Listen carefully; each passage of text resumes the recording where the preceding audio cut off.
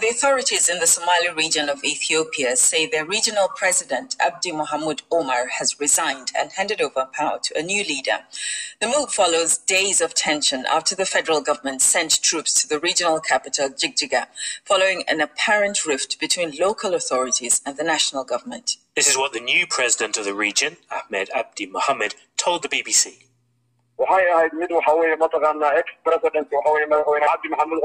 Ex-President Abdi Mohamoud Omar has asked to hand over power peacefully.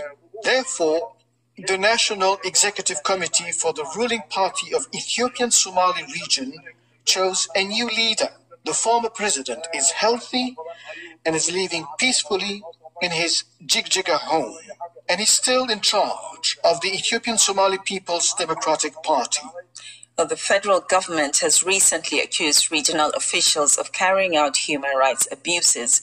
There's also been disagreement over the distribution of the region's oil wealth. Well, to get a sense of what's happening in eastern Ethiopia, we're joined now from Canada by the journalist Zacharias Zelalem, who's been monitoring events in his home country.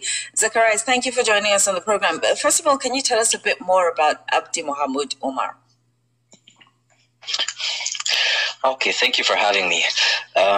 Somali Regional President Abdi Mohamed Omar has spent about a decade in power in Jijiga, and he came to power on the back of his role in a successful operation to crush insurgents in the area.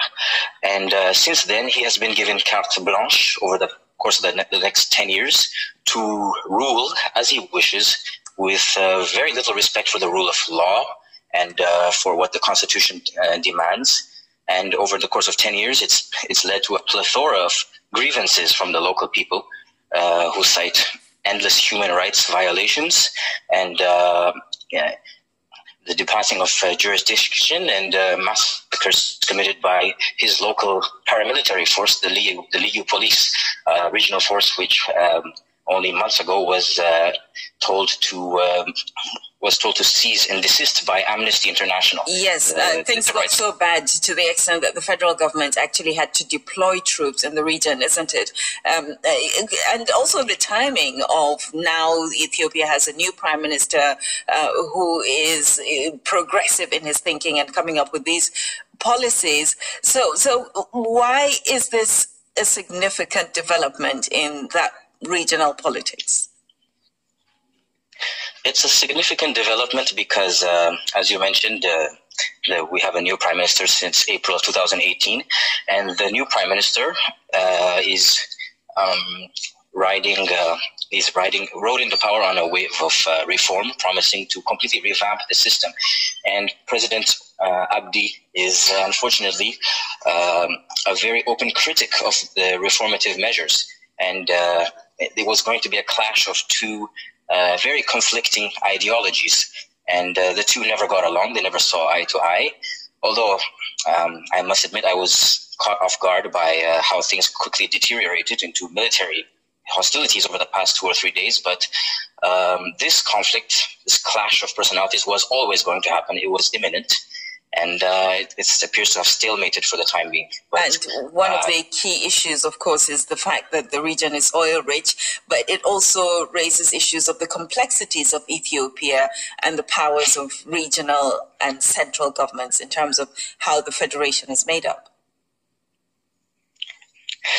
Yes, in terms of how the federation is made up, first of all, the Somali region of Ethiopia, for much of the past half century or so, has always been a sort of battleground of different powers.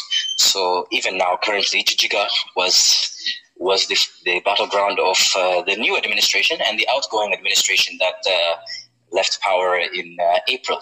So the complexities are that in yesterday's and Saturday's clashes, there were elements of both administrations fighting against each other, elements of the pre-April 2018 administration and the current one, entrenched in battle of ideologies and of how to govern the country. Yes, and distribution of oil, of course, as we've seen, or resources in general. Thank you so much for joining us from Canada, Zacharias Zelalem. You're listening to Newsday on the BBC World Service with James and Bilkisu. Our main story on the